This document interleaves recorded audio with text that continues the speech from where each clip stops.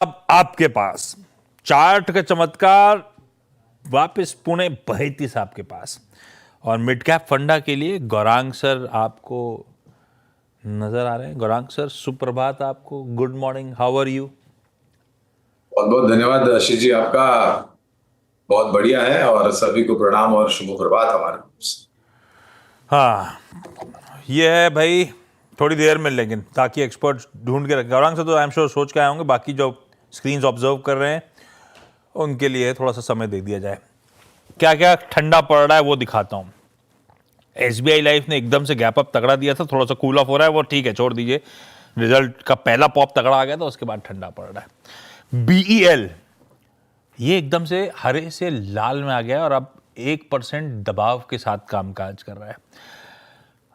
Bajaj finance अच्छा खासा cool off कर गया एकदम से, 1% मेरे ख्याल से अब दबाव के साथ ट्रेड करता हुआ।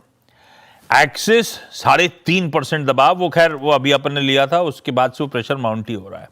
श्रीराम फाइनेंस नंबर्स से पहले, आज नंबर्स आने 3 निफ्टी के, उसमें से एक श्रीराम फाइनेंस भी है, प्रेशर माउंट हो रहा है। वैसे वो फाइनेंशियल्स वो पॉकेट थी जो सबसे पहले सबसे तगड़ा मूव दिखा रही थी, 0.5% फाइनेंशियल इंडेक्स रखिएगा स्क्रीन पे प्लीज, निफ्टी फिन निफ्टी, क्योंकि बैंक्स बाद में फाइनेंशियल्स एकदम से खुले ही अच्छा 0.5% उछाल के साथ, उसके बाद से फाइनेंशियल्स का मामला ठंडा पड़ा है। तो उसी कड़ी में आप इन सबको रखिए, श्रीराम फाइनेंस वगैरह, बजाज फाइनेंस वगैरह कूल ऑफ होने शुरू हो रहे हैं।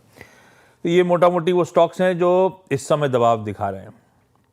इन्फोसिस किसने पकड़ा था? खुलने के बाद किसी ने पकड़ा था इन्फोसिस। हाँ ठीक है, ट्रेड चल रहा है अभी तो 1% ही ऊपर है। रिलायंस अच्छा कर रहा है, टेक महिंद्रा रिकवरी अच्छी दिखा रहा है, लेकिन अभी भी 1% दबाव में है। ठीक है, ये मोटा मोटी समीकरण है यार। वीरू, ब्रेथ पे नजर रखिए, हर 2-3 मिनट में देख रहा हूँ और डिटोरिएशन, 2:7 का रेशियो हो गया भाई साहब। हाँ, ये इस बाजार में ट्रेड करेंगे तो पैसा जाएगा सिंपली।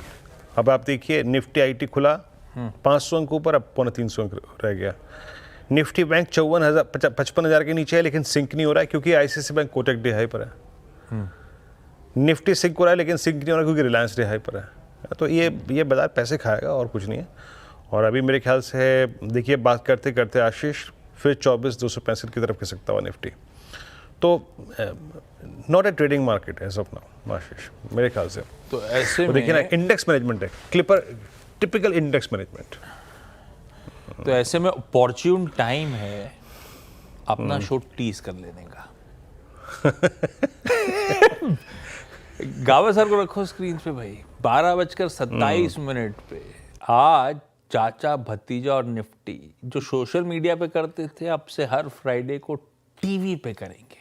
करेक्ट, सबकी क्वेरीज सॉल्व करेंगे हम दोनों मिलकर। बिल्कुल भाई साहब, कल टीज जब करना था, कल के सास बहू सेंसेक्स में शो खत्म करते करते आपको फोन लगाया था कि आपसे बात करते करते टीज करूंगा।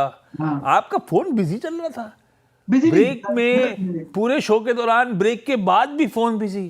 किसके साथ थे भाई साहब? इनफैक्ट मैं वेट कर रहा था आपका फोन क्यों नहीं आया, मुझे वो बिजी था, वो तो मैं डायरेक्टर को सुनवा नहीं सकता, नहीं तो वो भी वाउच करता है। लेकिन फिर भी घंटी तो, अगर मैं बिजी भी होगा तो घंटी, मैं उस समय खाना, अरे फोन बिजी था, फोन बिजी, घंटी कैसे बजेगी? आप नहीं, किसी के साथ लगे हुए खाना थे। खा रहा था और मैंने फोन ऐसे रखा था कि अभी आएगा फोन, ऐसे। तो इसका मतलब मेरी हमारे पीसीआर ने बेवकूफ बनाया मुझे। नहीं नहीं, ऐसा नहीं, कोशिश की, लेकिन मैं खाना खा रहा था, मुझे ध्यान था, मैंने वाइफ को भी बोला कि फोन आने वाला है, लेकिन आया नहीं। 12:57 का याद है मुझे। अरे यार, तो वो टीज नहीं हो पाया था, लेकिन अब से हर फ्राइडे। अभी हो गया। अरे किसी फ्राइडे आप छुट्टी मार लोगे तो क्या करूंगा फिर? चाचा तो एक ही है मेरे। बिल्कुल, अभी फ्राइडे को छुट्टी नहीं मारूंगा। अभी अनुज ने आज छुट्टी ले ली, लेकिन मुझे नहीं मारना पड़ेगा। तो भाई फ्राइडे चाचा छुट्टी नहीं मारेंगे हम दोनों। उसको फिर थर्सडे को कर लेंगे, थर्सडे को कर लेंगे फिर। नहीं नहीं नहीं, वो कैसे होगा फिर? वो गड़बड़ हो जाएगा फिर। एक आध दिन छोड़ देंगे अपन, कुछ और कर लेंगे। ऐसा भी कर सकते हैं, लेकिन कोशिश हर फ्राइडे को चाचा जी के साथ। हाँ वीरू, थैंक यू। 1:4 ब्रेथ हो गई है। जितनी बात करो उतना डिटोरिएशन।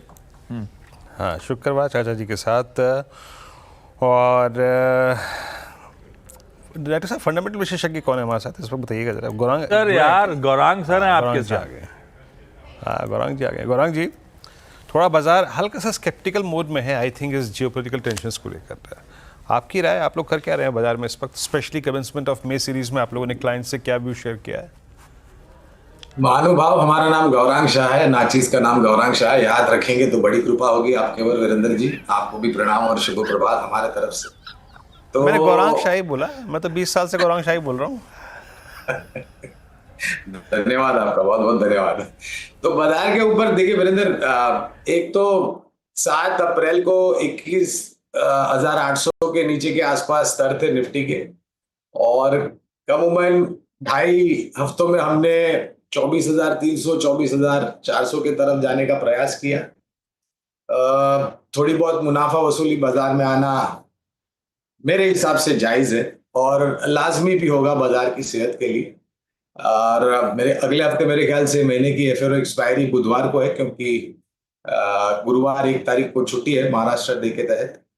शायद उठापटक वोलेटिलिटी अगले हफ्ते थोड़ी बहुत और हावी हो सकती है, लेकिन यहाँ से ज्यादा नीचे की तरफ के दायरे दिखे उसकी संभावना कम लग रही है। आज शुक्रवार है, आखिर का 1 घंटा 1.5 घंटा मेरे ख्याल से काफी रोमांचक रहेगा।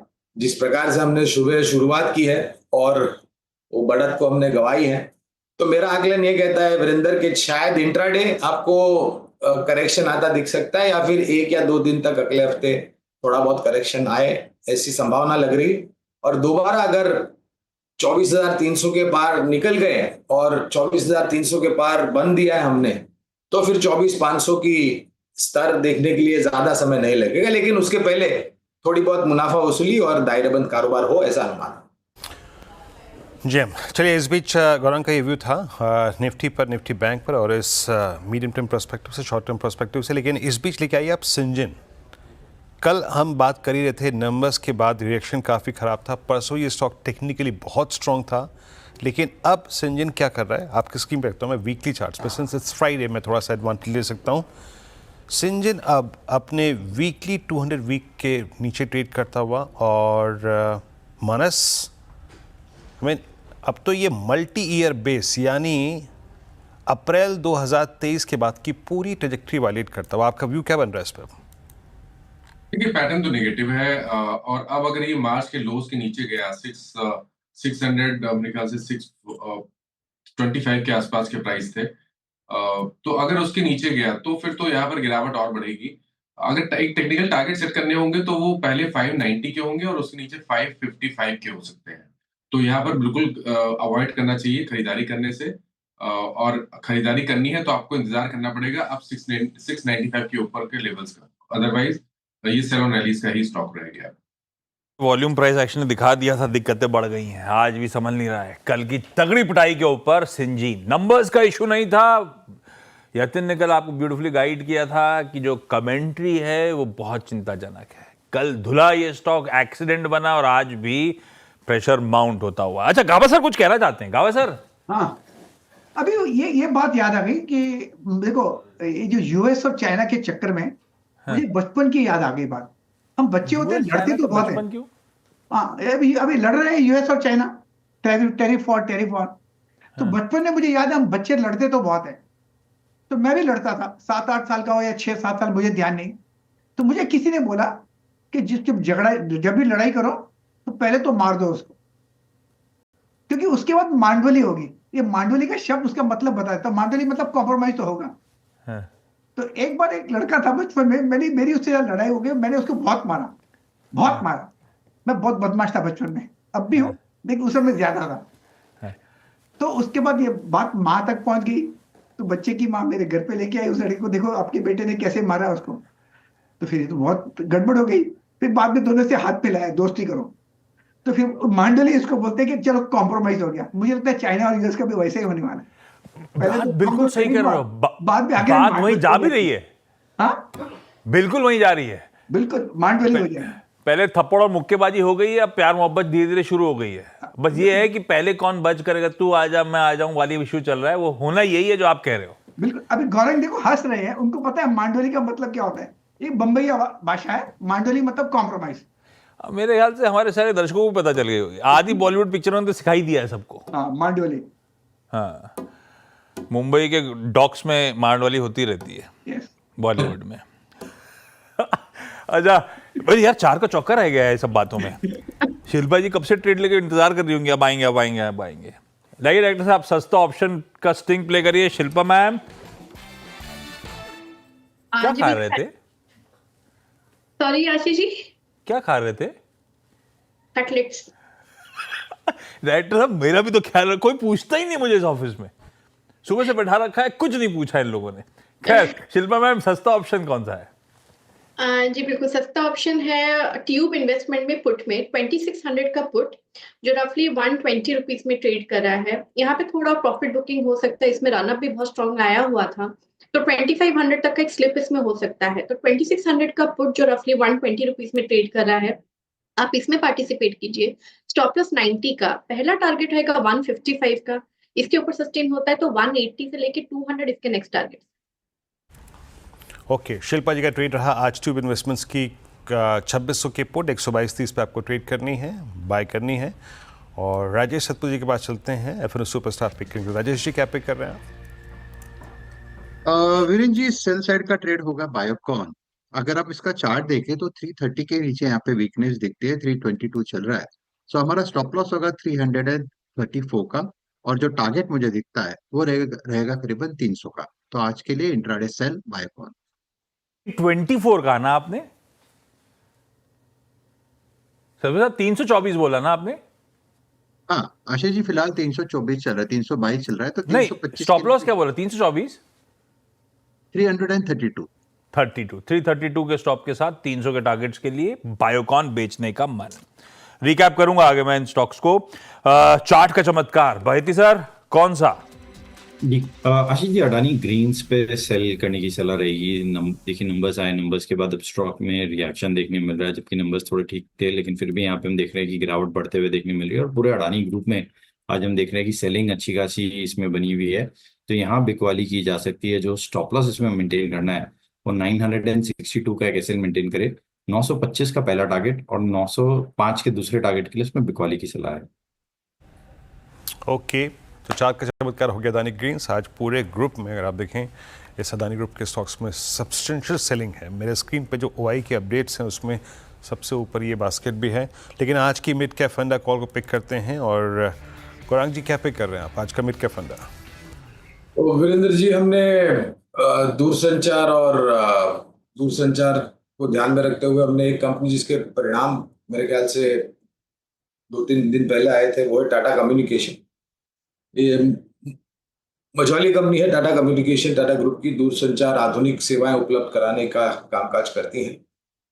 एक करेक्शन अच्छा खासा नीचे की तरफ आया और फिर सुधार का अनुमान हमें लग रहा है कि आने वाले तिमाही नतीजों में और तीव्र गति से ऊपर जाएगा। अनुमानित लक्ष्यांक 1900 के पार के रखे हैं, तो अगर निवेश करने की विचारधारा आप रखते हैं थोड़ा बहुत अभ्यास करके, तो शुरुआत कीजिए, पूरी ताकत लगा करके निवेश मत कीजिए। इस स्तर से थोड़ा बहुत निवेश कीजिए और गिरावट पर जोड़ते जाए, और 1900 के लक्ष्यांक लंबी। टाटा कम्युनिकेशन की कल ही सीएफओ से हम लोग नो योर कंपनी में चर्चा कर रहे थे। मैनेजमेंट कॉन्फिडेंट, सीएफओ साहब तो कॉन्फिडेंट है आउटलुक को लेकर। टाटा कम्युनिकेशंस गिरावट में खरीदारी करने का मन बना है भाई। क्विकली रैप करता हूँ, रैप करूँ उससे पहले वो मेरी सुई तो कटलेट पर रुक गई है। शिल्पा जी, ये प्रभुदास लेदर की कैंटीन से कि घर से लाए?